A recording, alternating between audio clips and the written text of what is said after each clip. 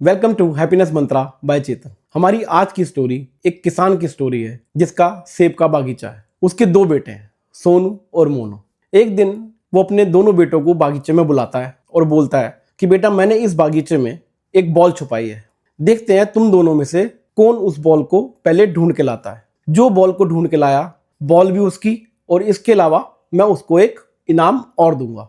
दोनों बच्चे बॉल ढूंढने में लग जाते हैं। अब जो सोनू है वो पूरी शिद्दत के साथ बॉल ढूंढ रहा है, कभी इस झाड़ के पीछे कभी उस झाड़ के पीछे भाग रहा है, दौड़ रहा है। वहीं मोनू के दिमाग में आता है कि इतना बड़ा बागीचा, इतने बड़े बागीचे में छोटी सी बॉल मिलेगी क्या? क्यों मैं अपनी एनर्जी ऐसे ही वेस्ट कर रहा हूँ यहाँ से वहाँ भाग के? बॉल मिलनी तो है ही नहीं, थोड़ी देर आराम ही कर लेता हूँ। तो वो एक पेड़ के नीचे जाता है और आराम करने लगता है। ठंडी ठंडी हवा लगती है, उसे नींद आ जाती है, वो सो जाता है। लेकिन जो सोनू है वो बॉल ढूंढता रहता है। काफी देर तक वो ढूंढता रहता है बॉल को, बॉल नहीं मिलती उसको। ढूंढते ढूंढते वो उसी पेड़ के पास आ जाता है जहां मोनू सोया हुआ है। उस पेड़ के पीछे के एक झाड़ में उसे बॉल मिल जाती है। वो बहुत एक्साइटेड हो जाता है, जोर जोर से चलाने लगता है, बॉल मिल गई, बॉल मिल गई। शोर सुनते ही मोनू की नींद खुल जाती है। मोनू जैसे ही देखता है कि सोनू के हाथ में तो बॉल है, वो हैरान हो जाता है कि ये बॉल तुम्हें कहाँ से मिली? तो वो बोला कि जहाँ तुम सोए हुए थे जिस पेड़ के नीचे, उसके पीछे के झाड़ से तो मिली है। तुम तो मेरे से पहले ढूंढ सकते थे, तुम तो यहीं पे थे।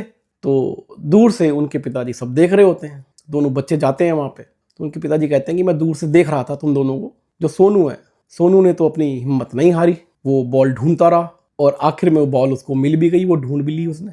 लेकिन मोनू, तुमने नेगेटिव सोच रखी। तुमने पहले से ही अपने दिमाग में ये बिठा लिया कि ये जो काम है ये इम्पॉसिबल है, ये हो ही नहीं सकता, इतने बड़े बागीचे में बॉल मिल ही नहीं सकती। लेकिन सोनू ने पॉजिटिव सोच रखी। ये फर्क है तुम दोनों की सोच में।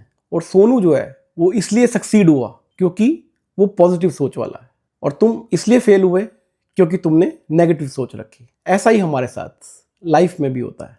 हम बहुत बार पहले से ही अपने मन में ठान लेते हैं कि ये काम नहीं हो पाएगा, ये बहुत ही मुश्किल टास्क है, ये बहुत ही टफ गोल है, इसको अचीव नहीं किया जा सकता।